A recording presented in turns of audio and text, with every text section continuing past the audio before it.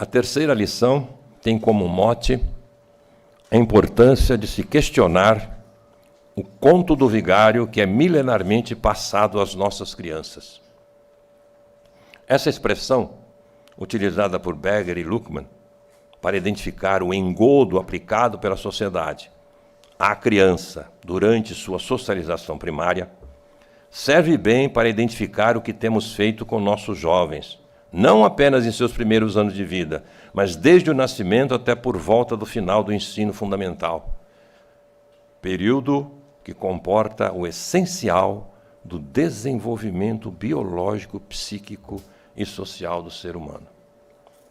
Tal fenômeno consiste em imputar às novas gerações versões sobre a realidade, valores, costumes e concepções de mundo, fazendo-as crer que são naturais e universais, e não produtos da história, variáveis de acordo com a cultura ou sociedade em que estão inseridos. O caráter nocivo desse conto do vigário para a formação da personalidade humana e para a constituição de uma almejada felicidade social é facilmente aquilatável quando se atina para o absurdo que é, à luz de uma concepção de mundo pautada na ciência e em valores democráticos, a imputação de informações falsas e valores historicamente ultrapassados numa idade em que o ser humano não tem a menor condição sequer biológica de avaliar criticamente essas informações. É isso que acontece quando, a pretexto de educar a criança para o bem, logo nos primeiros anos de vida, se lhe impinge, usando a autoridade de pai, de mãe ou simplesmente de adulto, conteúdos lastreados apenas na fé cega, sem nenhuma correspondência com o real. O mais dramático em termos da desejável luta por uma educação libertadora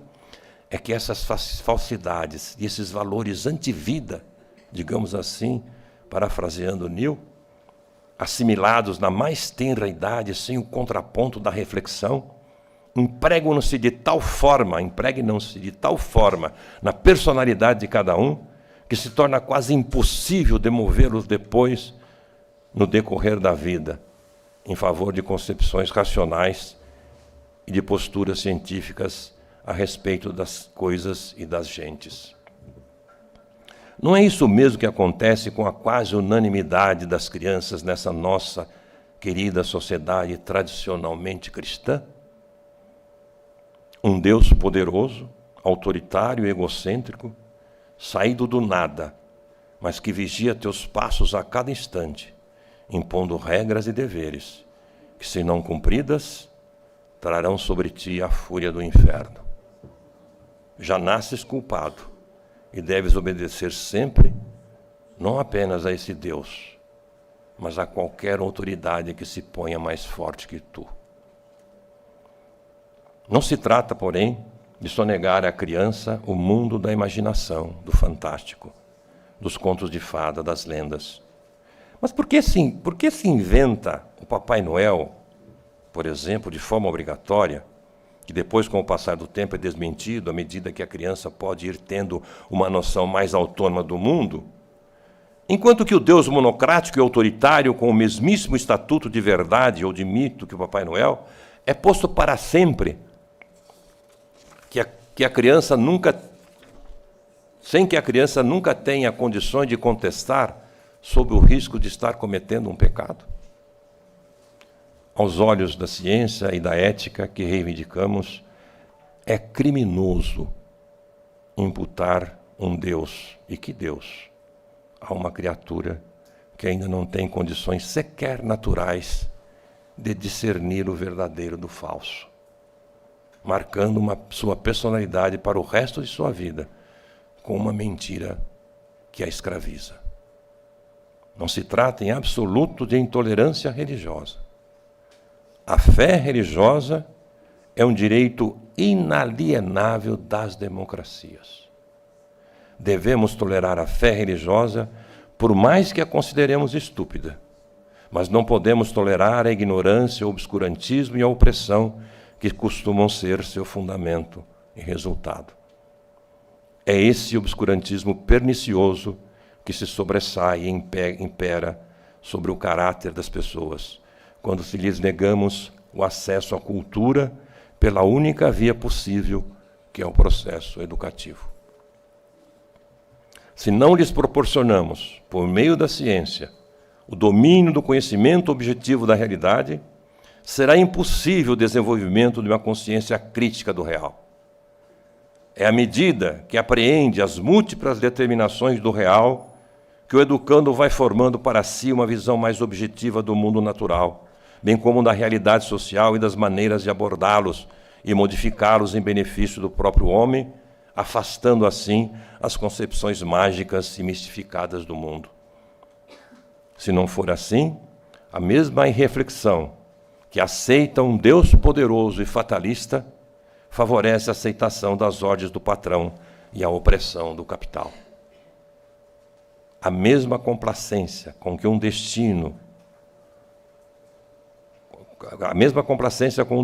com vidas terrenas manipuladas por forças do além, dificulta o questionamento social e a luta material, não por meio de orações, por uma sociedade menos cruel para com os favorecidos. O custo de sentir-se hipocritamente pesaroso pela culpa de um Jesus na cruz é isentar-se de ver-se responsável por milhões e milhões de miseráveis que mal sobrevivem para que eu e mais uns poucos possamos viver bem. Essa mesma ignorância leva também a respeitar a perversa meritocracia e a aderir ao estúpido empreendedorismo. A mesma prática calcada em dogmas e juízos perenes impede de conviver com o discurso e a pugnar pelo fim de preconceitos sociais milenares, relativos à raça, etnia, gênero, confissão religiosa, condição física, origem social, adesão política, etc., etc. Ressalte-se que não se trata de recriminar nenhuma igreja em particular, mas todas as crenças sem fundamento na realidade, que saindo do domínio privado, grifem, que saindo do domínio privado, o domínio privado é o lugar dessas crenças e desses mitos. É lá que nós temos que defender até a morte o direito das pessoas terem as suas crenças no domínio privado. Então, repito,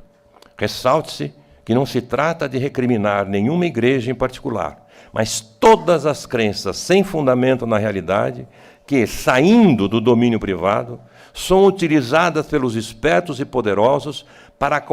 pautar comportamentos de apatia, de submissão, de prepotência contra a ciência e o bem comum. Tanto as crenças emanadas das religiões oficiais, quanto aquelas espertamente constituídas pelos poderosos, na forma da ideologia econômica dominante, laboram de forma extremamente deletéria contra qualquer sonho possível de uma sociedade melhor, em que imperem o bem comum e a ciência, não a opressão e o obscurantismo. Não é pequena, pois, a tarefa da escola pública, que, além de sua função característica de proporcionar a seus frequentadores o acesso à verdade e à ciência, tem de estar preparada para combater as crenças infundadas, impingidas às nossas crianças desde o berço, por quem tem o poder de fazê-lo. E, se pretendemos formar professores aptos a neutralizar em seus alunos os efeitos desse conto do vigário,